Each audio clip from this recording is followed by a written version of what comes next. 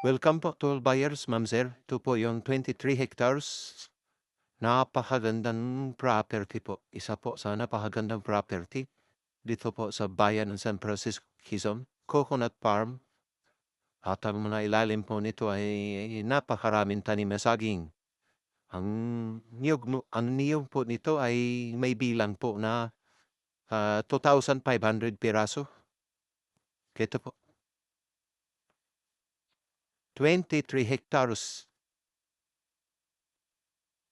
Ang property na po ito ay makapasok po ang four wheels dahil sa Barangay Road po ay dikit po siya sa Barangay Road ang property. Tapos po ang gilid po ng property ay dinadaanan po siya ng ilog.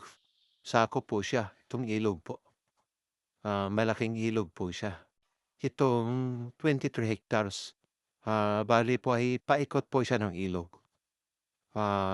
Ang 23 hectares po ay ito po ay 95% or 100% flat po siya.